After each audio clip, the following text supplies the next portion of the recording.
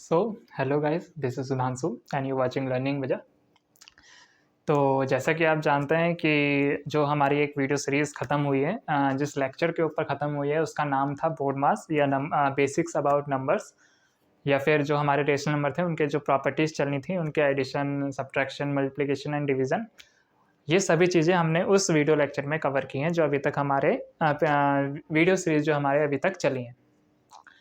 तो आज से जो ये वाला वीडियो लेक्चर है, इस वीडियो लेक्चर में हम एक नया कॉन्सेप्ट सीखने वाला है, एक नया टॉपिक स्टार्ट करने वाले हैं जिसका नाम आपने पहले ही पढ़ लिया होगा, एक्सपोनेंट्स एंड पार्ट्स। ठीक, तो सबसे पहले देखिए, आपको ये चीज़ समझना बेहद ज़रूरी है कि जब आप कोई चीज़ अपने सिलेबस से रिलेटेड कुछ चीज़ पढ़ते हैं तो उस सिलेबस में उस चैप्टर को डालने के कुछ मोटिव होते हैं, उसके पीछे कुछ कारण होते हैं या रीज़न होते हैं। अब वो रीज़न क्या है? जैसे कि इस एक्सपोनेंट्स एंड पार्ट्स को जहाँ तक मेरा अनुमान है 8th क्लास के सिलेबस में डाला गया है। वो इसलिए डाला गया है ताकि जब आप 9th में आएँ, 10th में आएँ, 11th में आएँ, 12th में आएँ या फिर आफ्टर 12th जब भी आप बीएससी करें, एमएससी करें या फिर इवन बीए वगैरह भी करें, तब वहाँ पे आप कुछ कैलकुलेशन देखने मिलती हैं, कुछ ऐसी कैलकुलेशन देखने मिलती हैं जिसमें आपको हायर्स नंबर दिए जाते हैं। अब उन हायर्स नंबर, अब मान लीजिए 2 आपके कोई नंबर्स हैं और 2 जो नंबर्स हैं वो दोनों ही काफ़ी हायर नंबर हैं। Higher number in the sense कि मान लीजिए कुछ 10,263 है, दूसरा 15,000 समथिंग, 100 समथिंग समथिंग। तो उन दोनों की मल्टीप्लाई करनी है, प्लस करनी है, सब्ट्रैक्शन करना है, डिवीज़न करना है। इस चीज़ को सॉल्व करने के लिए, उस चीज़ को, उस सॉल्यूशन को ईज़िली टैकल करने के लिए हम क्या करते हैं, उन नंबर को, उन सभी नंबर्स को एक फॉर्म के रूप में लिखते हैं, एक एक्सपोनेंट फॉर्म के रूप में लिखते हैं, जिससे हमारा जो सॉल्यूशन करने का जो प्रोसेस हो जाता है वो काफ़ी सिंपल हो जाता है। और जब वो प्रोसेस सिंपल हो जाता है तो आप देखेंगे कि जो आपका आंसर मिलता है, जो आपको, वो फुल एक्यूरेसी के साथ भी मिलता है और जो टाइम ड्यूरेशन होता है उस सॉल्यूशन करने का वो भी कम होता है। तो कंक्लूजन पूरी बात का ये निकला कि एक्सपोनेंट्स एंड पार्ट्स को हमारे सिलेबस में डालने का जो मेन रीज़न है वो यही है कि जो हमारे हायर नंबर हैं उनके जो सॉल्यूशन, उनके जो क्वेश्चंस हैं, उनको, उन क्वेश्चंस को सॉल्व करने के लिए हर नंबर को, हर एक इंडिविजुअल नंबर को एक एक्सपोनेंट फॉर्म के रूप में लिखा जाता है, एक्सपोनेंट फॉर्म के फॉर्म में लिखा जाता है, ताकि जो प्रॉब्लम है वो ईज़िली हम टैकल कर पाएँ, उसका ईज़िली हम सॉल्यूशन निकाल पाएँ। ठीक? तो सबसे पहले तो अभी तक मैंने आपको क्या बताया कि जो हम एक नया कॉन्सेप्ट सीखने वाले हैं उसका नाम क्या है, exponents and powers, exponents and powers. और आखिर एक्सपोनेंट्स एंड पावर्स को पढ़ने का जो मेन मोटिव है, मेन रीज़न है, वो क्या है, वो भी मैंने आपको बताया। जो हायर नंबर है उनके कैलकुलेशन को सॉल्व करने के लिए जो एक्सपोनेंट फॉर्म होती है वो हमें काफ़ी मदद करती है। ठीक? तो हर बार की तरह बिना टाइम वेस्ट करे स्टार्ट करते हैं। तो एक सबसे पहले ऊपर बहुत अच्छी सी, प्यारी सी, सुंदर सी हेडिंग डालते हैं, एक्सपोनेंट्स एंड पार्ट्स। ठीक, अच्छा, अब देखिए एक्सपोनेंट एंड पार्ट्स, सबसे पहले किसी नंबर का, किन्हीं नंबर का, यहाँ पे मैं ये वर्ड बिल्कुल भी यूज़ नहीं कर रहा कि किसी भी नंबर का, क्योंकि अगर मैं बोलूँगा किसी भी नंबर का तो उसमें 10 भी इन्वॉल्व हो जाएगा, 7 भी इन्वॉल्व हो जाएगा, 21 भी इन्वॉल्व हो जाएगा, 22 भी इन्वॉल्व हो जाएगा। बहुत नंबर, सारे के सारे नंबर इन्वॉल्व हो जाएंगे। इट मीन्स वो एक रियल नंबर को डिफाइन करेंगे। अगर मैं बोलूँ कि किसी भी नंबर को मैं एक पावर की फॉर्म में लिख सकता हूँ, तो किसी भी नंबर का मतलब वो हो जाएगा कि कोई भी रियल क्वांटिटी। अब वो रियल क्वांटिटी आपकी क्या हो सकती है, वो तो 12 भी हो सकती है, वो 13 भी हो सकती है, वो -15 भी हो सकती है, -51 भी हो सकती है। लेकिन -15 को या -22 को या 12 को या 21 को क्या आप पावर के फॉर्म में लिख सकते हैं? आप बताएं। लिख तो सकते हैं, बिल्कुल लिख सकते हैं, लेकिन ये कॉन्सेप्ट थोड़ा अलग चला जाएगा। जैसे ये कॉन्सेप्ट है, ये कॉन्सेप्ट चला जाएगा आपका कॉम्प्लेक्स नंबर में, आईओटा के टर्म में ये कुछ रिलेटेड हो जाएगा। आईओटा वो अभी आपके सिलेबस में नहीं है 8 तक के, ये सब जो है ये 11th 12th के कॉन्सेप्ट होते हैं, आईओटा वगैरह, इमेजिनरी क्वांटिटी जो होती है। और अगर आप इन दोनों की बात करें 12 और 21, तो इन्हें भी आप एक एक्सपोनेंट फॉर्म के रूप में लिख सकते हैं, लेकिन किसके द्वारा? लॉन्ग डिवीजन मेथड के द्वारा, लॉन्ग डिवीजन मेथड के द्वारा, by the help of long division method. अब चूंकि देखिए ये अभी जो वीडियो चैनल है, ये चूंकि अभी नया वीडियो चैनल है, तो अभी जो वीडियो लेक्चर मैं बना रहा हूँ वो सब बेसिक्स के ऊपर बना रहा हूँ।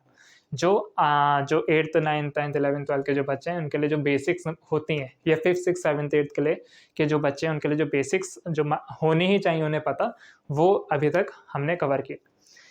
तो लॉन्ग डिवीजन मेथड अभी आपको समझ में नहीं आएगा, तो क्योंकि मैंने अभी तक बताया नहीं है, ये हम आने वाले समय में देखेंगे। लेकिन फिलहाल मैंने आपको एक बस चीज़ ये बता दी कि हम इन नंबरों को भी एक्सपोनेंट फॉर्म के रूप में लिख सकते हैं, लेकिन उसे कैसे लिखेंगे? लॉन्ग डिवीजन मेथड से। लेकिन कुछ कुछ नंबर्स ऐसे होते हैं जिन्हें हम by the help of LCM भी एक्सपोनेंट के फॉर्म में लिख सकते हैं। फॉर एग्जाम्पल के तौर पे 625। ठीक, तो सबसे पहले तो मैं इसे रफ कर रहा हूँ, क्योंकि ये जो है ये थोड़ी हायर लेवल की चीज़ थी, आयोटा वाली, जो आपके कोर्स में नहीं है, 8 तक के बेसिक में नहीं है।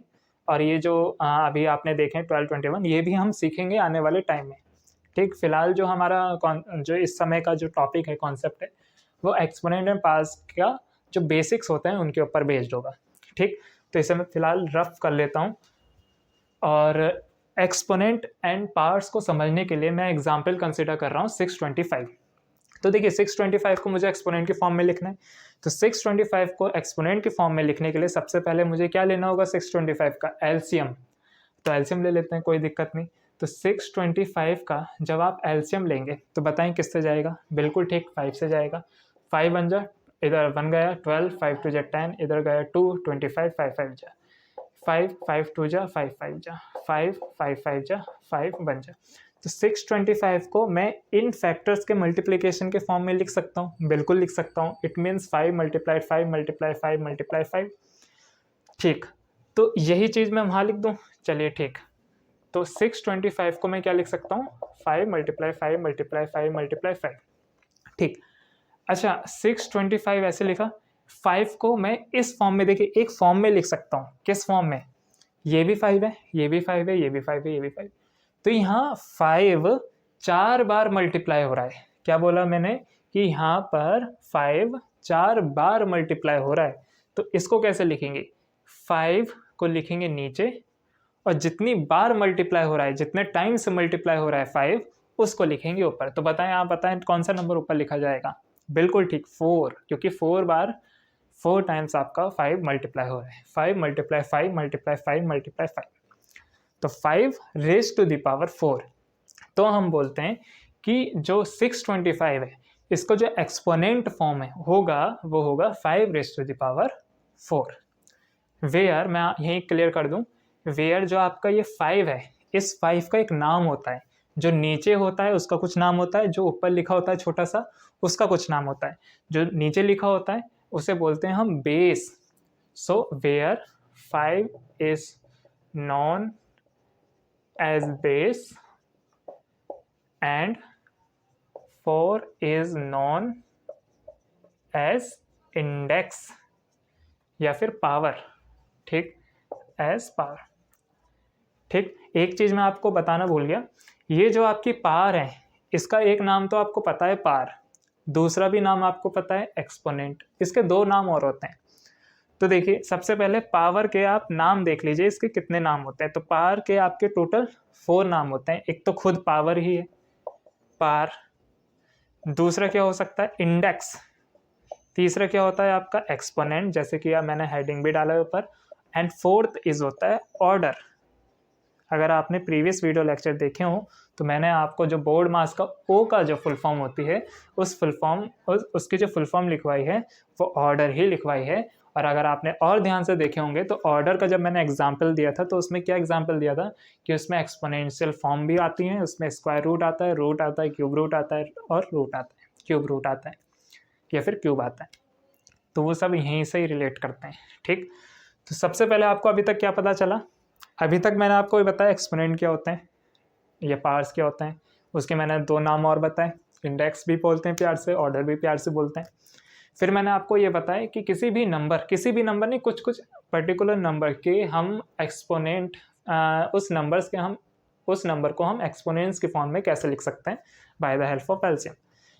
और भी नंबर जो जैसे बचे हैं आपके 11, 12, 13, 15, आपके 18, 19, 20, 21, 22, 23, 24, फिर 26, 27, इस तरीके से और भी जो नंबर हैं उनके भी हम एक्सपोनेंट फॉर्म लिख सकते हैं, लेकिन by the help of long division method. Negative की बात हम इसलिए नहीं करते क्योंकि वहाँ कुछ एक दूसरा कॉन्सेप्ट आ जाता है। नेगेटिव नंबर का अगर हम मुझे एक्सपोनेंट फॉर्म लिखना होगा तो उसके लिए हम एक टर्मिनोलॉजी यूज़ करते हैं जिसका नाम है आईओटा। तो फिलहाल वो अभी कोर्स में नहीं है, 8 तक का बेसिक चल रहा है फिलहाल। तो ये आपका अभी तक मैंने अभी कवर करा है। इसके बाद सबसे पहले तो आप ये वीडियो को पॉज करके नोट डाउन कीजिए, बाकी आगे बढ़ते हैं। ठीक, ओके। तो आई होप आपने नोट कर लिया हो। तो अगर मैं एक लाइन लिखना चाहूँ, क्या लाइन लिखना चाहूँ, सॉरी, एक लाइन लिखना चाहूँ कि exponent form of 625 is equals to, तो इसका आंसर क्या होगा, 5 रेज टू द पावर 4, जहाँ 5 क्या है होगा बेस एंड 4 क्या होगा इंडेक्स, पार, एक्सपोनेंट या ऑर्डर। ठीक, अब देखिए हिंदी में कैसे बोलते हैं बच्चे, हिंदी में बोलते हैं 5 की पावर 4 या 5 की पावर 4। ठीक है, बेस को हिंदी में बोलते हैं आधार, बेस को हिंदी में बोलते हैं आधार। मैं लिख देता हूँ यहाँ पे, बेस को हिंदी में बोलते हैं आधार, एंड पार्स को हिंदी में क्या बोलते हैं, घात। ठीक, घात बोलते हैं। तो 5 की घात 4 या 5 की पावर 4। ठीक, और तरीके से इसे प्रोनाउंस कैसे करते हैं, देखिए प्रोनाउंस इस तरीके से करते हैं, कुछ अधिकतर बच्चे जो है गलत प्रोनाउंस करते हैं, तो उस गलत प्रोनाउंस को ठीक करने के लिए मैं यहाँ पे एक लाइन लिख देता हूँ। 5 की पावर 4 को कैसे प्रोनाउंस करते हैं, 5 रेज्ड टू द पावर 4, या फिर अगर 5 मैंने अल्फ़ाबेट में लिखा है तो 4। ठीक, इस तरीके से हम प्रोनाउंस करते हैं किसी भी एक्सपोनेंट फॉर्म को कि 5 रेज टू द पावर 4 या 2 रेज टू द पावर 3 या 6 रेज टू द पावर 2, इस तरीके से और भी चीज़ें। ठीक, तो आप ये नोट कर लीजिए पहले, फिर आगे बढ़ते हैं। ओके, तो आई होप यहाँ तक आपको कुछ डाउट नहीं रहा होगा, और अगर फिर भी आपको कुछ डाउट आपके मन में अभी भी रह जाते हैं, तो जैसे कि आपको मैं प्रीवियस वीडियो में, हर वीडियो में कहता रहता हूँ, मैं टेलीग्राम ग्रुप का जो चैनल का लिंक है वो डिस्क्रिप्शन में डाल दूंगा। उस चैनल पे आके, उस टेलीग्राम ग्रुप चैनल में आके आप मुझे अपने कुछ जो लेक्चर से रिलेटेड जो भी आपको कुछ क्वेरीज हैं, कुछ भी प्रॉब्लम है या कुछ डाउट वगैरह, वो भी पूछ सकते हैं। ठीक, ओके। तो सबसे पहले हमने क्या पढ़ा, एक्सपोनेंट क्या होता है, एक्सपोनेंट हमारे सिलेबस में डालने का मेन मोटिव क्या है, और उसके बाद किसी पर्टिकुलर नंबर, किसी पर्टिकुलर नंबर के अगर मुझे एक्सपोनेंट फॉर्म लिखना है तो हम कैसे लिखते हैं, by the help of LCM. और बाकी के जो जैसे कुछ नंबर्स बचे हुए हैं जिनका हम एलसीएम नहीं ले पाते, जैसे 12 है, 12 का जैसे 11 है, सपोज कीजिए 11 का हम एलसीएम नहीं ले पाएंगे ना, क्योंकि एक प्राइम नंबर है, तो इसका एलसीएम नहीं ले पाएंगे, लेकिन हम इसे एक्सपोनेंट के फॉर्म में लिखना चाहते हैं, तो उसके लिए हमें कौन हेल्प करता है, लॉन्ग डिवीजन मेथड। क्या बोला मैंने, ध्यान से सुनिए, 11 का मुझे एक्सपोनेंट फॉर्म लिखना है, 11 का मुझे एक्सपोनेंट फॉर्म लिखना है, लेकिन 11 तो एक प्राइम नंबर होता है, उसका तो एलसीएम नहीं निकल पाएगा, लेकिन फिर भी मुझे निकालना है एक्सपोनेंट फॉर्म निकालना है, क्योंकि हर नंबर का एक एक्सपोनेंट फॉर्म हो सकता है।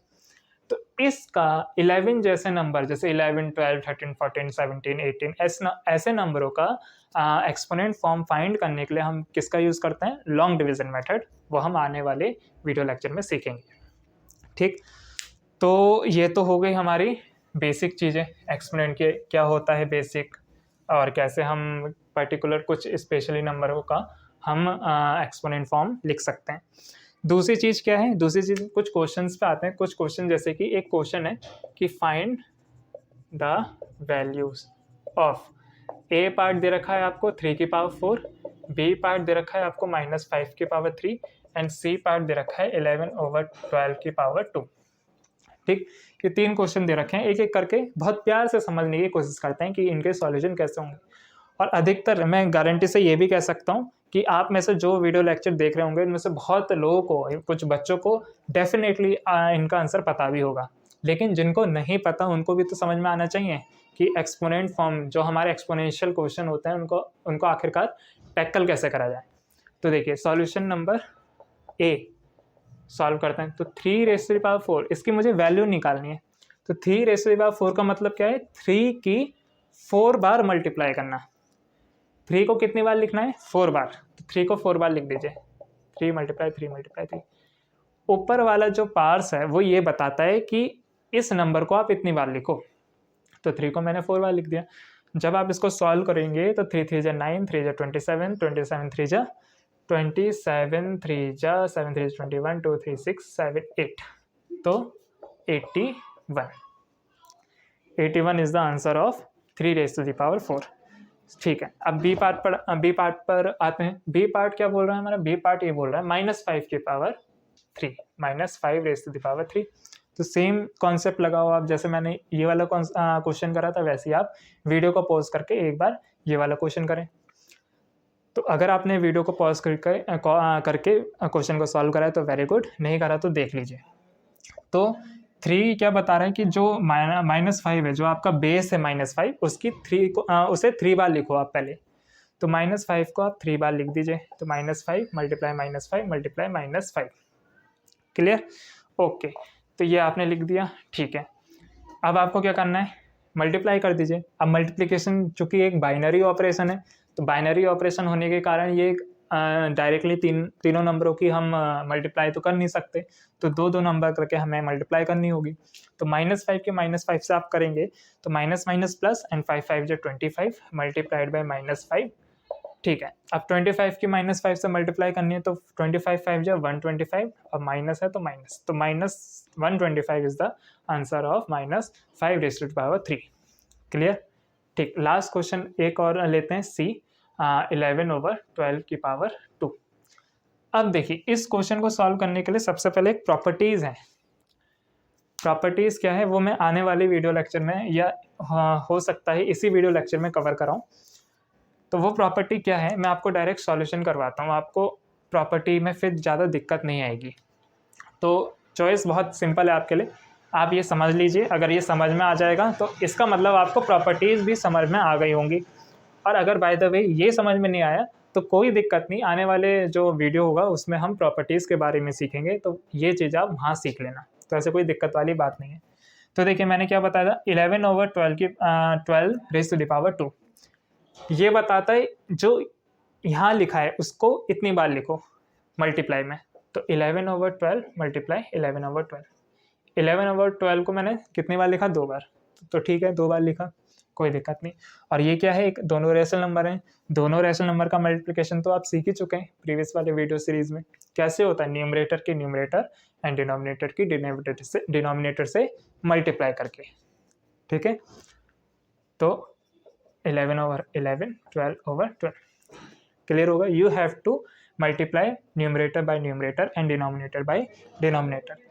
अच्छा, after this you will get 11 × 11 how much, कितने होंगे ये, 11 × 11 121, एंड 12 × 12 कितना होता है, 144।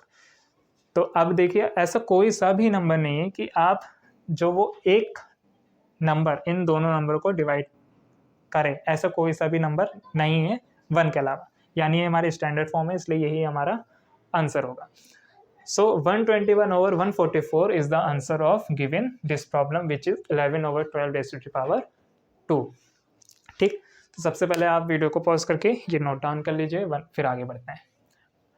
ओके, तो आई होप ये आपने नोट कर लिया हो। हाँ जी, तो देखिए ये जो अभी तक मैंने क्वेश्चन कराए थे ये बस इजी क्वेश्चन इसलिए थे क्योंकि ये बेसिक चल रहे हैं, और बेसिक जब हम सीखते हैं तो बेसिक के लिए कभी भी हार्ड क्वेश्चन नहीं करने चाहिए। जब आप बेसिक सीख रहे होते हैं तो बिल्कुल आप सिंपल, शुद्ध, शाकाहारी, एकदम प्योरली सिंपल क्वेश्चन ही अप्लाई करें, उसे करने की कोशिश करें, हार्ड बिल्कुल ना लें। क्योंकि आप पहली सीढ़ी, आप चाहते हैं कि मैं एकदम 5वीं सीढ़ी पे आ जाऊं, तो ऐसा कोई पॉसिबल नहीं है ना।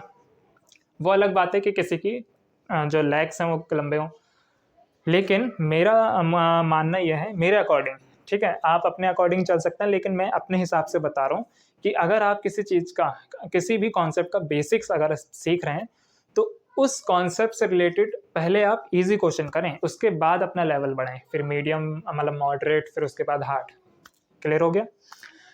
तो ठीक है, तो ये देखिए ये तो थे आपके कुछ क्वेश्चन। एक क्वेश्चन आप और लीजिए समझने के लिए। क्वेश्चन ये है आपका, क्वेश्चन जैसे कि एक क्वेश्चन आप क्या ले सकते हैं, एक क्वेश्चन आप ये लिख सकते हैं 729 डिवाइडेड बाय 27, ये क्वेश्चन है। अब देखिए यहाँ पे आपको जो है इसका, इस एक्सपोनेंट ऑफ पास का जो वैल्यू है, जो इसका वैल्यूज है वो पता चलेगी, क्योंकि अगर आप 729 के 27 से डिवाइड करते हैं तो आपको क्या, आपको तो चेक करना पड़ेगा कि 27 कितने टाइम्स आता है 729, है ना, इस तरीके से आपको करना पड़ेगा। दूसरा तरीका क्या है, दूसरा तरीका यह है कि 729 को आप एक्सपोनेंट के फॉर्म में चेक कर लीजिए कि इसका एक्सपोनेंट फॉर्म क्या बनेगा एलसीएम लेके, और 27 का को भी एक्सपोनेंट की फॉर्म में चेंज कर लीजिए। तो देखिए इसको सॉल्व करने के लिए क्या करें, इसे सॉल्व करने के लिए हम क्या करते हैं, 729 एंड 27 को एक्सपोनेंट फॉर्म में लिखने की कोशिश करते हैं। तो 729 को एक्सपोनेंट के फॉर्म में लिखने के लिए क्या करा जाएगा, 729 का एलसीएम लिया जाएगा। तो ठीक है, 729 का आप एलसीएम ले लीजिए। तो देखिए किससे जाएगा, कोशिश कीजिए अगर लास्ट में आपका 9 है तो ट्राई कीजिए पहले 3 से, फिर ट्राई कीजिए 7 से, फिर ट्राई कीजिए आप 11 वगैरह या 7 वगैरह उनसे। ठीक, जिनके टेबल के लास्ट में 9 आते हैं उनसे ट्राई कीजिए। तो 3 के टेबल में आता है इसलिए मैंने 3 से ट्राई करा। तो 3 2 जा 6, 1 गए, 3 4 जा 12 और 3 3 जा 9। अब भी ये 3 आ रहा है तो ट्राई कर लीजिए 3 से। 3 8 जा 3 1 जा, अब भी 3 से 3 9, 3 2 जा 3 7 जा, 3 2 जा 6, 2 जा गया, 3 7 जा 21, 3 9 जा 27, 3 3 जा 9 और 3 1 जा 3। तो 729 को आप क्या लिख सकते हैं, 3 3 3 3 3 3 3 multiply 3 multiply 3 multiply 3 multiply 3 multiply 3, 1 2 3 4 5 6। ठीक है, तो 729 को अब देखिए 3 कितनी बार लिखा है, 6 बार, यानी मैं 7 to 9 को क्या लिख सकता हूँ, 3 रेज़ टू द पावर 6 लिख सकता हूँ। 6 क्यों, क्योंकि 3 को मैंने कितनी बार लिखा है, 6 बार। तो 3 को एक बार लिखेंगे और इसके ऊपर 6 लिख देंगे, 6 लिख देंगे। ठीक, तो 3 raise to the power 6 is the exponent form of 729। तो 729 की जगह मैं क्या लिख सकता हूँ, 3 raise to the power 6 divided by 27 को आप बताएं, वीडियो को पॉज करके जल्दी से निकालें 27 का। ठीक, तो 27 का अगर आपने निकाला है तो वेरी गुड, एक्सपोनेंट फॉर्म नहीं निकाला है तो इसका जो एक्सपोनेंट फॉर्म आएगा वो 3 रेज़ टू द पावर 3 ही आएगा। क्लियर हो गया, क्योंकि 3 3 जा 9, 9 3 जा 27। अच्छा, अब देखिए यहाँ पर आपको दो चीज़ें दिख रही हैं कि एक एक्सपोनेंट फॉर्म ये है, एक एक्सपोनेंट फॉर्म ये है, और इनके बीच डिवाइड का साइन लगा है। तो डिवाइड का साइन अगर आपको मान लीजिए 16 डिवाइडेड बाई 2 दिया जाता है तो इसका मतलब क्या होता है कि 16 ऊपर लिखें और 2 नीचे लिखें। 16 एज अ डिविडेंड वर्क करता है और 2 एज अ डिवाइजर वर्क करता है। तो इस चीज़ को आप ऐसी तो लिखते हैं, बिल्कुल ऐसे ही लिखते हैं। सेम यही कॉन्सेप्ट मैं यहाँ लगा रहा हूँ। तो 3 रेज़ टू द पावर 6 ऊपर और 3 रेज़ टू द पावर 3 नीचे। ठीक, अच्छा इनको आप ओपन कीजिए, एक्सपैंड कीजिए, तो 3 की 6 बार मल्टीप्लाई, यानी 3 को 6 बार लिखना है। तो 4 5 6 और नीचे मुझे 3 बार लिखना है, 1 2 3, 1 2 3 कट गए, 1 2 3 कट गए।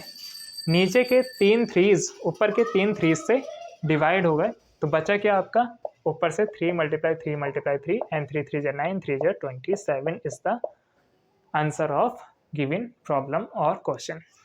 ठीक, तो देखिए ये तो टाइम इसलिए लगा क्योंकि मैं आपको समझा रहा था, वहीं अगर आप खुद से करते ये चीज़ तो ये 20 सेकंड के अंदर आराम से हो सकता है क्वेश्चन। ठीक, 20 सेकंड से ज़्यादा का ये क्वेश्चन बिल्कुल भी नहीं है। ठीक, और इसी तरीके से आपसे क्वेश्चन पूछे जाते हैं 8th वगैरह का, जो 8th के स्टूडेंट हैं उनको इस तरीके के क्वेश्चन पूछे जाते हैं, बस इनका लेवल थोड़ा और बढ़ जाता है, वो हम आने वाले वीडियो में हम सीखेंगे। तो इस वाले वीडियो लेक्चर में बस मैं आपको जो हमारे एक नया टॉपिक जो स्टार्ट हो चुका है एक्सपोनेंट एंड पावर्स, उनके बारे में मैंने आपको थोड़ा सा एक तरह से ये दिला दिया कि मतलब कैसे कैसे चीज़ हमारी आगे बढ़ेंगी और कैसे कैसे हमारी एक्सपोनेंट फॉर्म होती हैं और उनका सॉल्यूशन हम कैसे करते हैं। कुछ किन्हीं किन्हीं नंबर का हम अगर मुझे एक्सपोनेंशियल फॉर्म लिखना है तो हम कैसे लिखते हैं और उनका सॉल्यूशन कैसे करते हैं।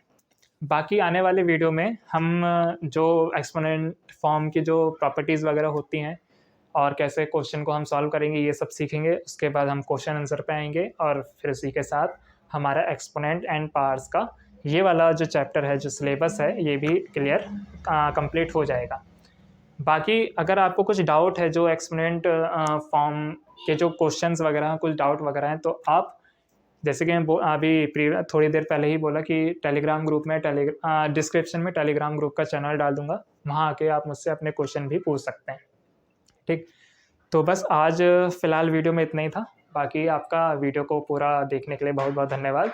वीडियो अच्छी लगी हो तो लाइक कर दीजिएगा, शेयर कर दीजिएगा, ताकि थोड़ी बहुत जो नॉलेज की चीज़ें हैं, जो मुझे थोड़ी बहुत नॉलेज की चीज़ें आती हैं, वो किसी ऐसे व्यक्ति के पास जाए, ऐसे बच्चे के पास जाए जिसको उसकी नीड हो। ठीक, तो बाकी वीडियो को पूरा देखने के लिए आपका बहुत बहुत धन्यवाद। Thank you.